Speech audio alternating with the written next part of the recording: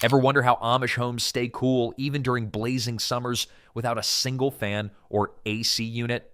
It's not magic, it's centuries of practical wisdom, clever design, and deep respect for nature's rhythm. From orientation to ventilation, every detail is intentional. Stick around, because these old school methods might just outsmart your modern cooling bill. Most builders today grab their phones, check some app, and call it good when deciding where to place a house. The Amish? They've been using a compass and common sense for centuries, and frankly, they're beating us at our own game. When an Amish family decides to build, the very first thing they do isn't ordering lumber or digging holes. They spend days walking the land, watching how the sun moves across it from dawn to dusk. They're looking for that sweet spot where the house can face true north-south, not the kind of close enough north that most of us settle for. This isn't just tradition for tradition's sake. When a house faces true north-south, something remarkable happens with the sun's path. During summer, when the sun is high and brutal, it travels directly over the house instead of baking the side walls all day long. Those east and west walls, which would normally turn into giant radiators by afternoon, stay relatively cool. But here's where it gets clever. In winter, when the sun sits lower in the sky, those same walls catch just enough warmth to help heat the house naturally. It's like having a thermostat that runs on physics instead of electricity. The Amish have been practicing solar orientation since before solar was even a buzzword. They just called it not being stupid about where you put your house. Now, you might think this is simple stuff, but try explaining to your average contractor why the house needs to face exactly north-south instead of just sort of that direction. The Amish don't compromise on this because they know that being off by even 30 degrees can mean the difference between a comfortable home and one that feels like a greenhouse in July. This orientation trick works because of how the Earth tilts on its axis. During summer months, the sun rises in the northeast and sets in the northwest, spending most of its time directly overhead. A north-south facing house presents its narrow ends to the rising and setting sun, avoiding those brutal morning and evening rays that can turn windows into magnifying glasses. The Amish learned this from watching their barns. Those massive structures need to stay cool to protect livestock and stored crops. A barn facing the wrong direction becomes an oven, and nobody wants to milk cows in a sauna. So they applied the same logic to their homes, and it works just as well for people as it does for cattle. What makes this even more impressive is how they determine true north without any modern tools. They use shadow sticks and timing, watching how shadows move throughout the day. At solar noon, when the sun is directly south, shadows point true north. It's the kind of knowledge that gets passed down from father to son, grandmother to granddaughter, because getting it wrong means living with the consequences for generations. This attention to orientation isn't just about comfort either. It affects how much firewood a family burns in winter, how much their food spoils in summer, and even how well they sleep during hot nights. When you can't flip a switch to fix temperature problems, getting the foundation right becomes everything. The beauty of this approach is its permanence. Once that house is positioned correctly, it's working for you every single day, without maintenance, without fuel, and without breaking down. While the rest of us are adjusting thermostats and paying electric bills, the Amish are enjoying consistent temperatures that come from working with nature instead of fighting against it. Walk past any modern house and you'll see roofs that barely extend past the walls. It's like wearing a baseball cap that's too small for your head. The Amish, however, build their overhangs wide enough to provide real protection, and there's serious science behind why this matters. These aren't just decorative edges. Amish roof overhangs stretch out 2 to 4 feet from the house walls, creating a protective shadow that moves with the sun throughout the day. When summer heat tries to bake the siding and windows, those overhangs act like a giant umbrella, keeping the worst rays from ever touching the house. The magic happens because of sun angles. In summer, when the sun climbs high in the sky, it approaches the house at a steep angle. A properly sized overhang blocks this direct sunlight from hitting the walls and windows below. But in winter, when the sun travels much lower, those same overhangs allow the warming rays to reach the house and help with heating. Building a house without proper overhangs is like going to the beach with a cocktail umbrella for shade. Technically, it's an umbrella, but good luck staying cool. Barns taught the Amish this lesson first.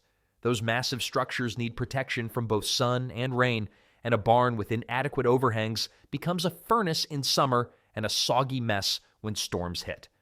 The same principle applies to houses, just on a smaller scale. What's remarkable is how much temperature difference these overhangs make. A house wall in direct sunlight can reach temperatures of 140 to 160 degrees on a hot summer day. That same wall in the shadow of a deep overhang might only hit 90 to 100 degrees. That's a difference of 50 degrees, and all that heat would otherwise be soaking through the walls into the living space. The Amish also extend their overhangs over windows, creating natural awnings that keep the sun from turning glass into heat collectors. A south-facing window without protection can let in enough solar heat to raise a room's temperature by 15 degrees or more.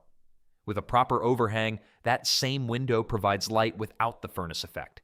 These overhangs work double duty by protecting the house structure itself.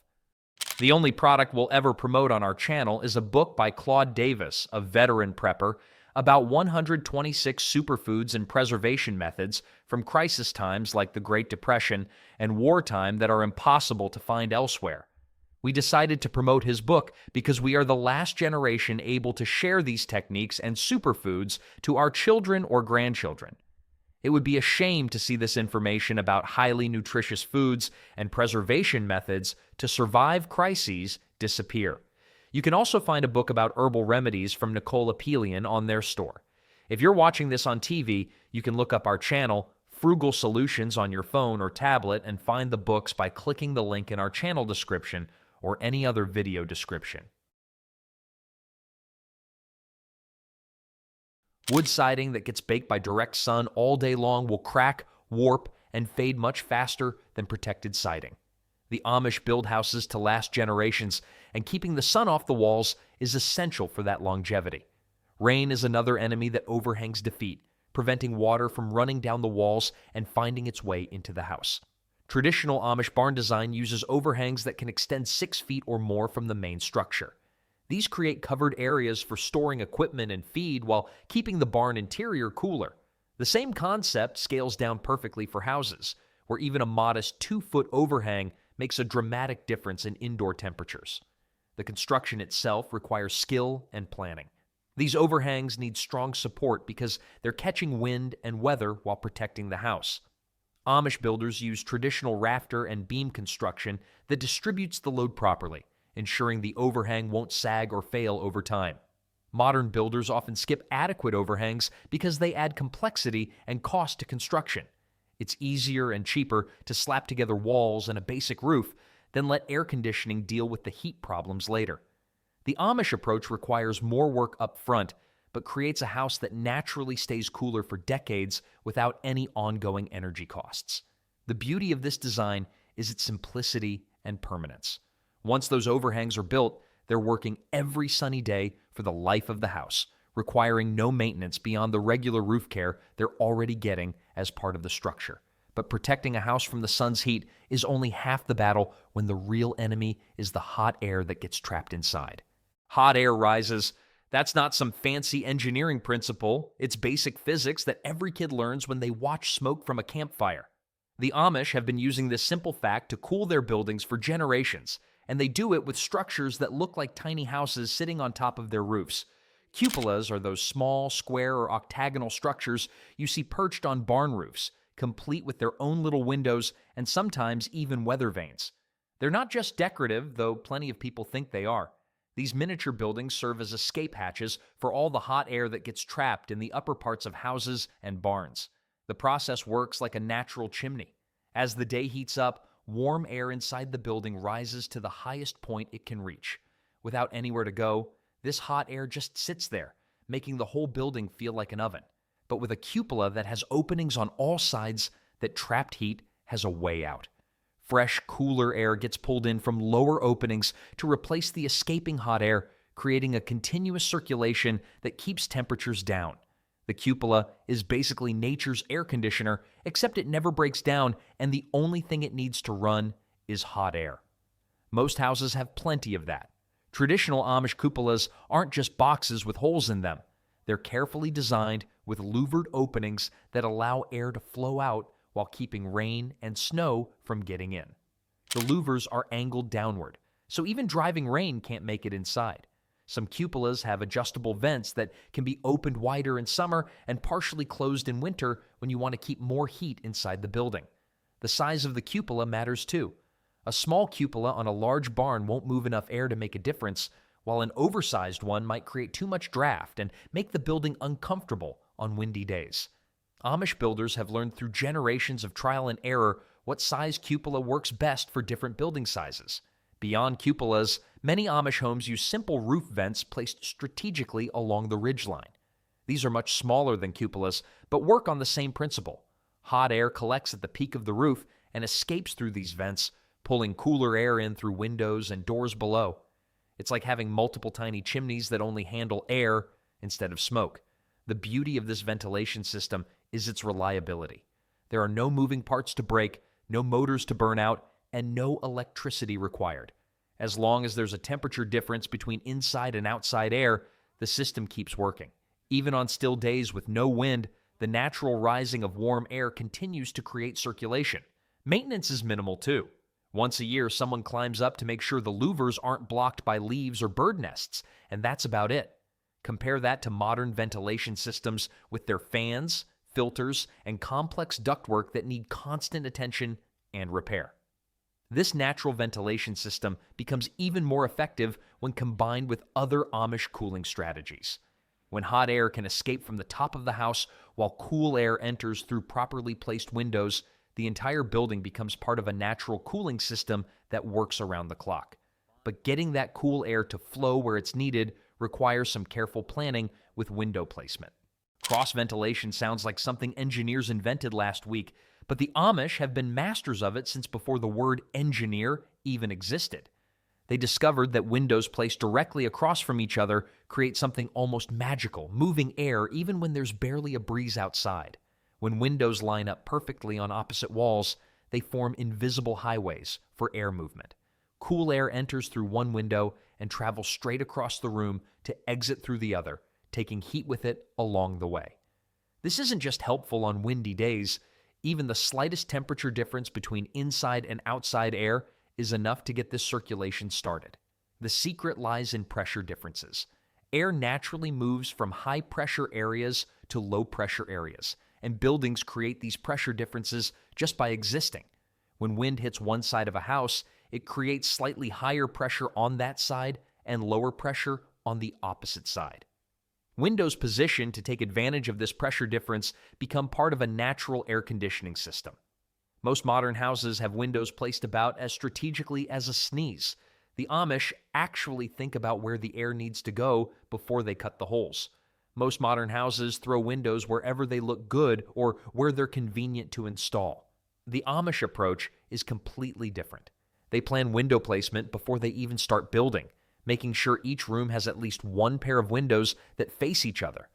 This might mean putting a window in what seems like an odd spot, but the cooling benefits make it worthwhile. Room layout becomes part of the ventilation strategy too. Amish builders often align doorways between rooms with the window pairs, creating air corridors that allow breezes to flow through the entire house. A cool breeze entering through a bedroom window can travel through doorways all the way to the kitchen, picking up heat along the way and carrying it outside. The size and height of these windows matter as much as their placement.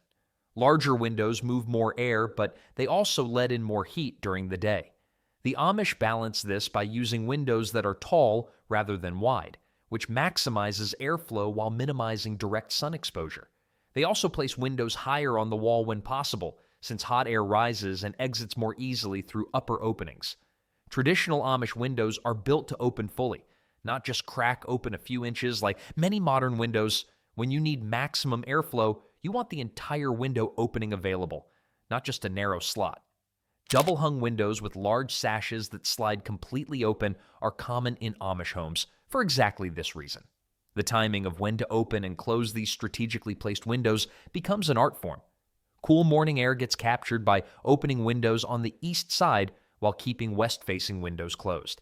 As the day heats up and the sun moves, the window strategy changes to take advantage of whatever natural cooling is available.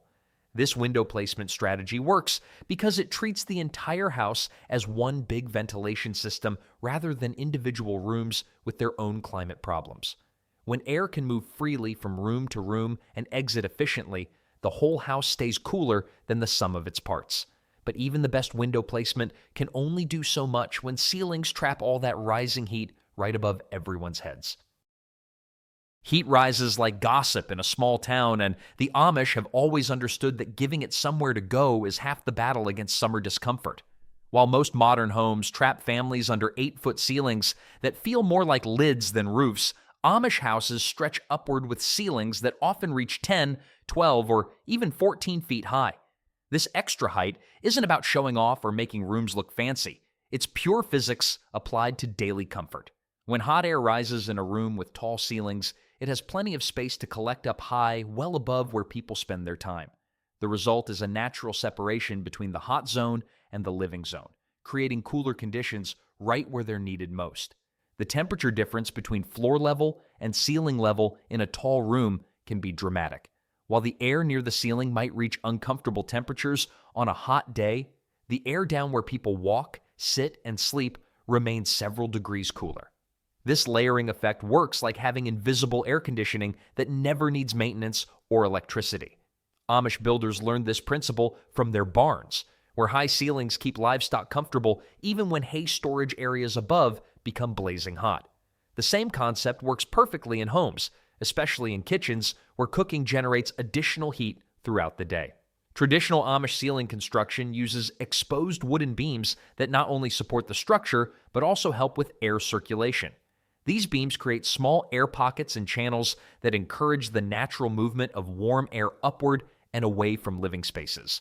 The wood itself also absorbs some heat during the day and releases it slowly at night when outdoor temperatures drop.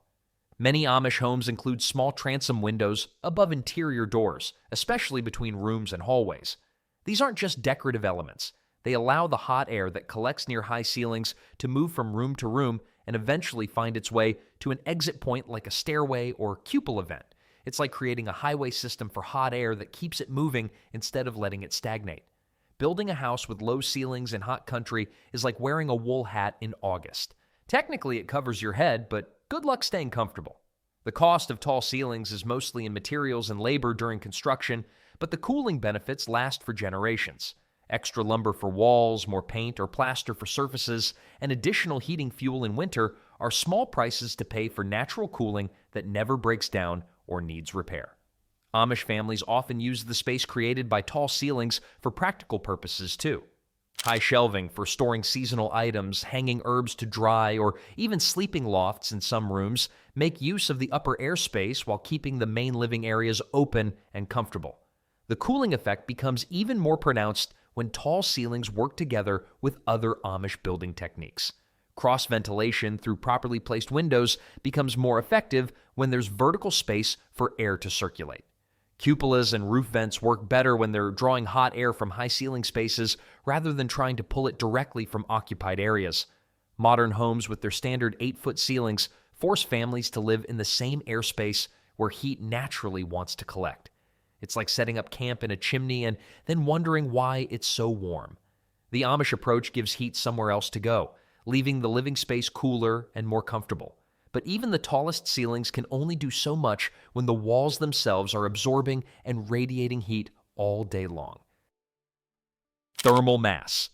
That's what engineers call it today, but Amish builders have been using this principle for centuries without needing a fancy name for it.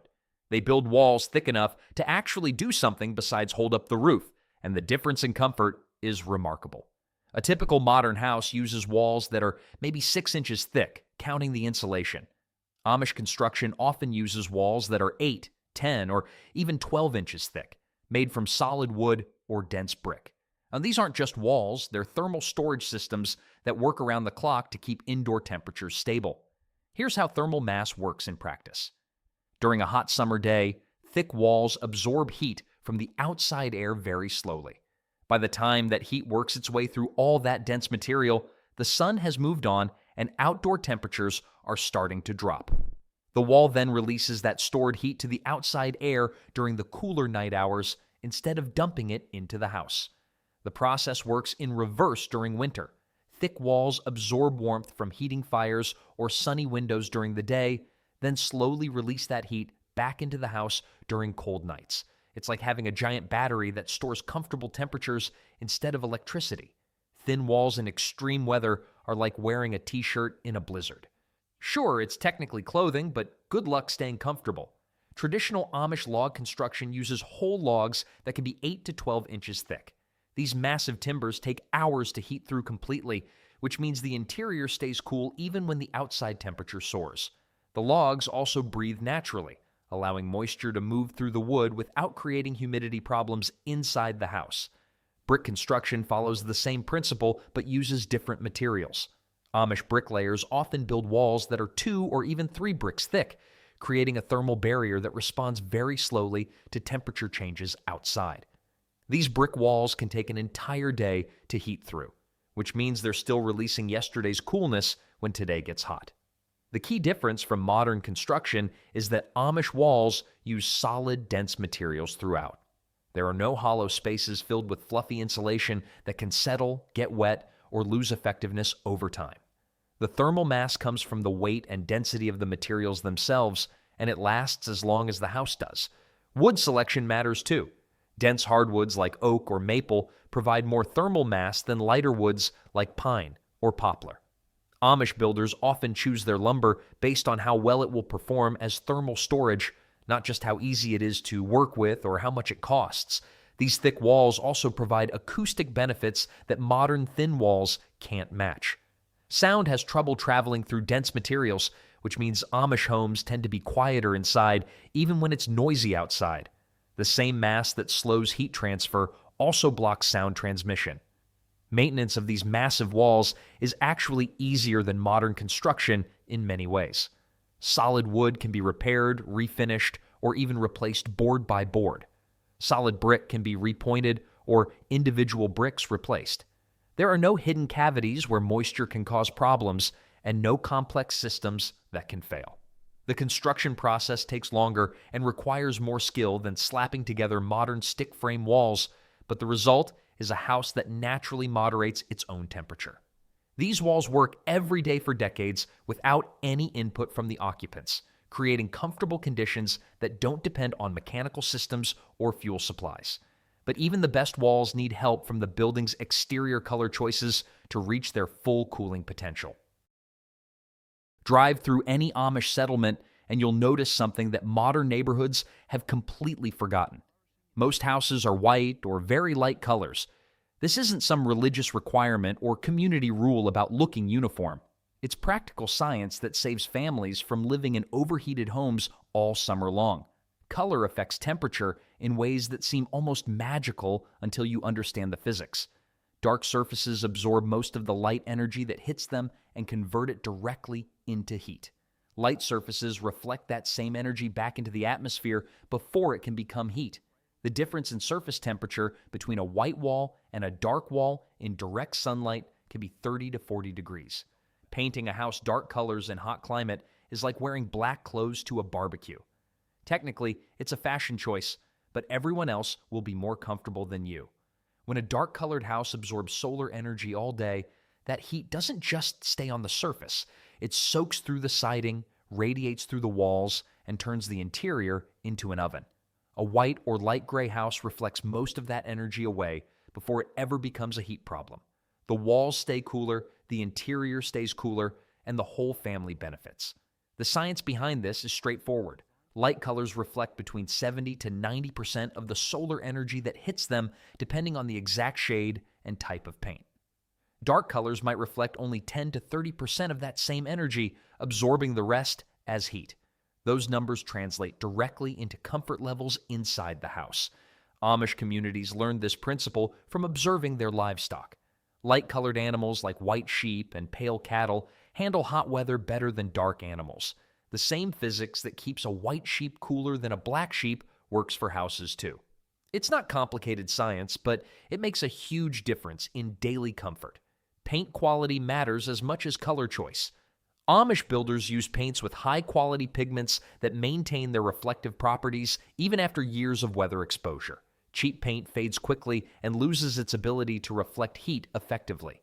A house painted with quality white paint will stay cooler than the same house painted with bargain-grade white paint. The reflective benefits extend beyond just the walls.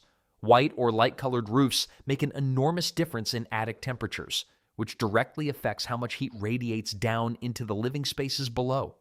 A white roof can run 50 to 60 degrees cooler than a black roof on the same hot day. This color strategy works year-round too.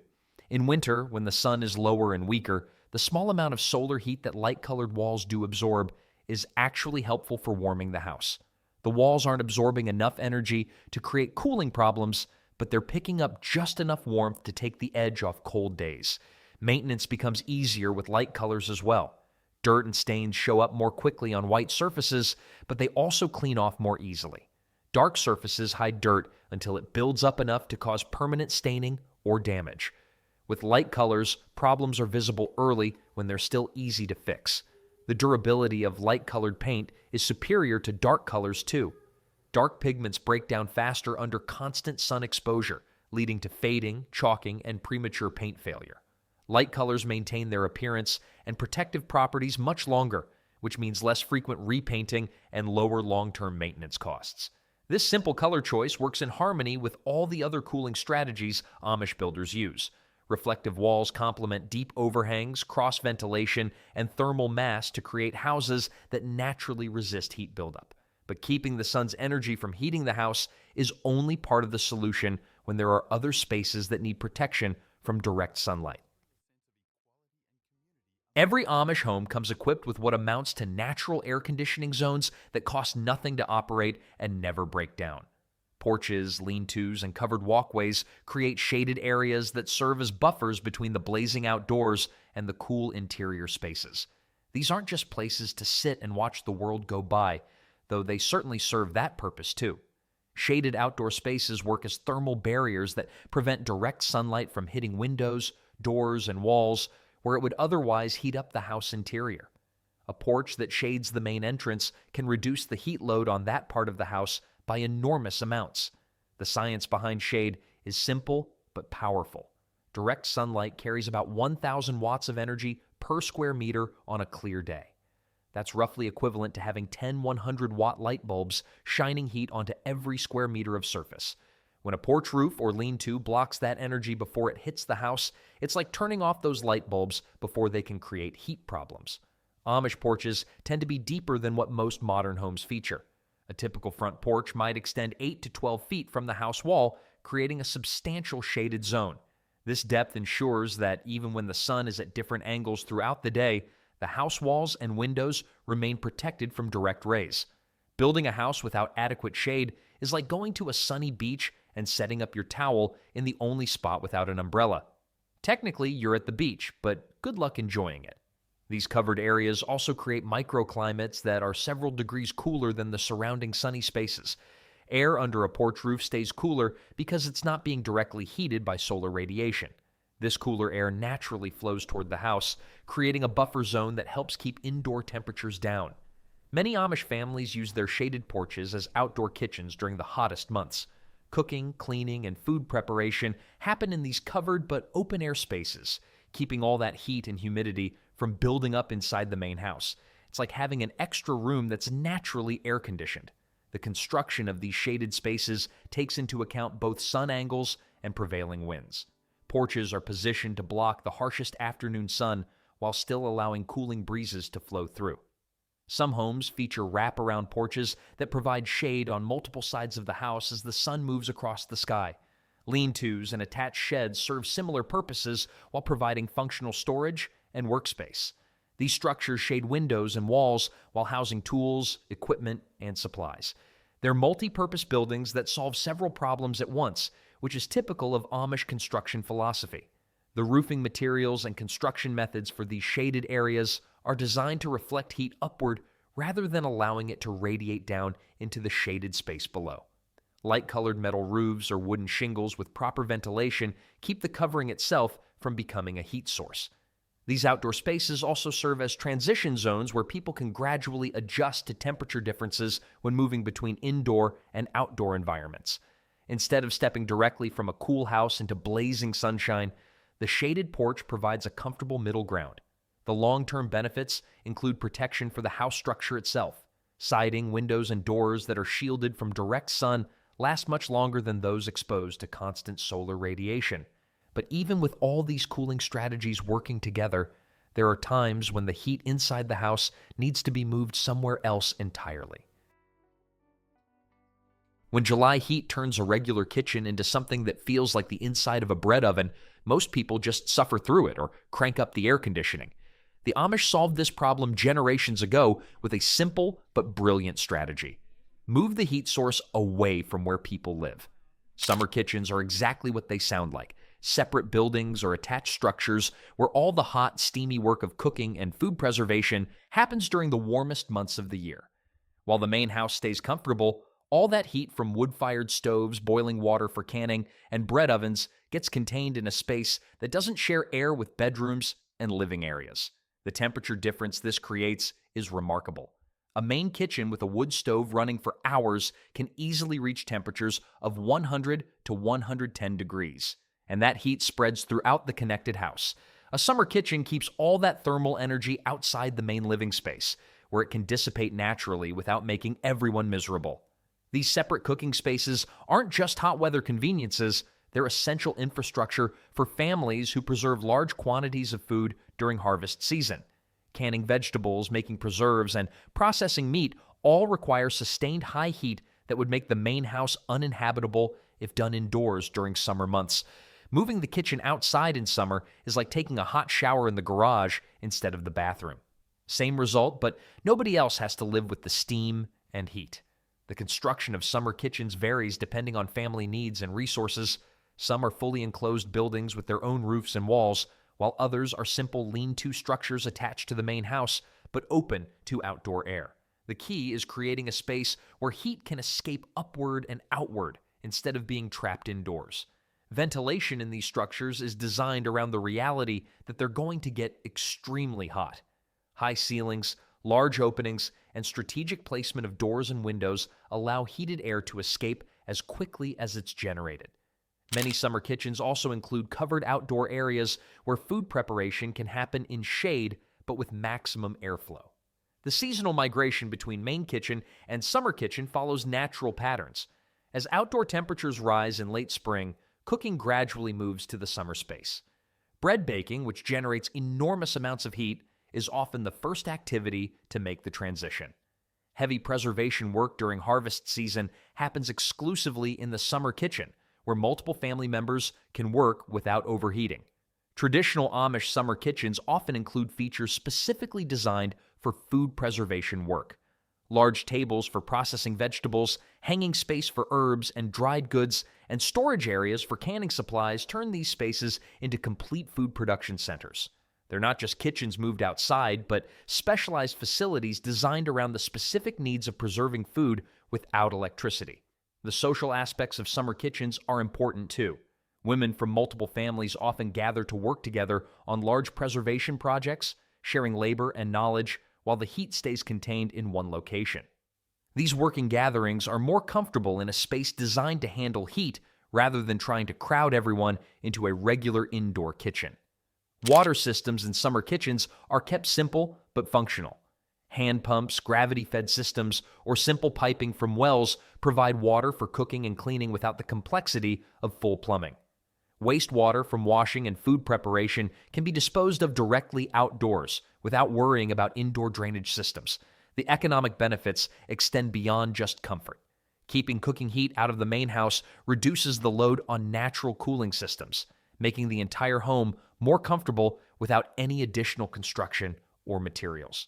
The main kitchen stays available for quick meal preparation and daily tasks while the heavy heat-generating work happens elsewhere. During cooler months, the summer kitchen transforms into storage space, workshop area, or shelter for equipment and supplies. Nothing goes to waste in Amish construction philosophy, and these buildings serve multiple purposes throughout the year. But even the best above-ground cooling strategies have their limits when the real goal is maintaining consistently cool temperatures no matter what the weather does. 6 feet underground, the temperature stays around 55 to 60 degrees year-round, no matter what the weather does above ground. The Amish discovered this natural refrigeration system long before electric cooling existed. and they've been using the Earth itself as their climate control ever since. Root cellars and basements built into hillsides or dug deep into the ground tap into the Earth's stable temperature zone. While surface temperatures swing wildly from winter freezing to summer scorching, the deep Earth maintains its steady coolness. It's like having a natural air conditioning system that runs on geology instead of electricity. The construction of these underground spaces follows principles that have worked for centuries. Stone walls, timber framing, and careful drainage create rooms that stay consistently cool without becoming damp or unhealthy. The Earth provides insulation that's far more effective than anything humans can manufacture, and it never wears out or needs replacement. These cellars serve multiple purposes beyond just staying cool. Food storage, from root vegetables to preserved meats, benefits from the stable temperatures that prevent spoilage without freezing.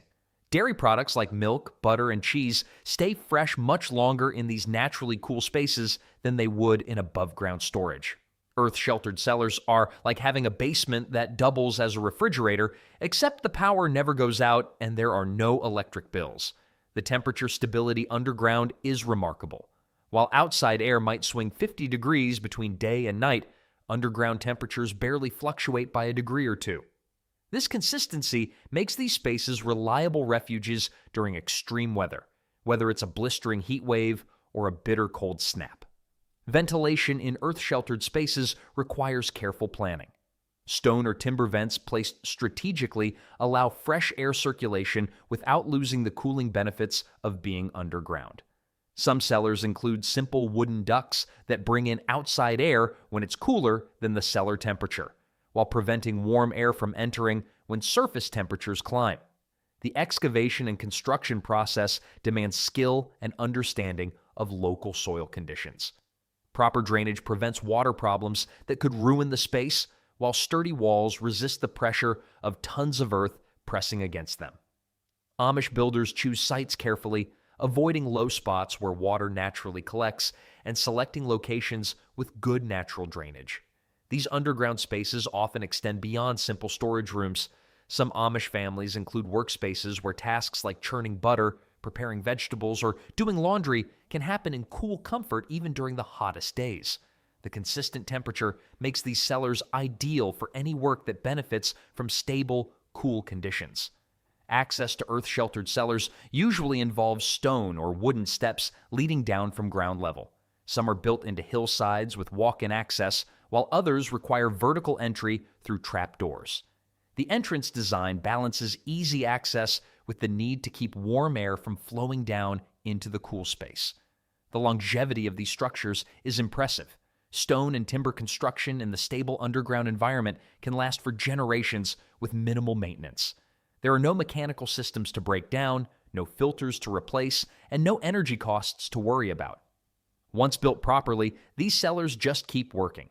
During particularly brutal heat waves, these underground spaces serve as refuges where families can retreat when surface temperatures become unbearable.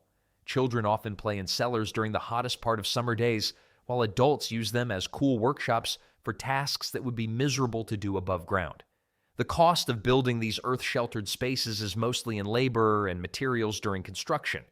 After that, they provide decades of reliable cooling service without any operating expenses. Compare that to modern air conditioning systems that require constant electricity, regular maintenance, and eventual replacement. And the economics become clear. These natural cooling systems represent the perfect marriage of human ingenuity and natural physics, creating comfortable spaces that work with the Earth's own temperature regulation instead of fighting against it. The Amish remind us that comfort doesn't have to come from a plug. Their homes stay cool through smart design, natural airflow, and building choices that respect the climate. No bills, no noise, just cool, quiet efficiency that lasts. Sometimes going back is the smartest way forward.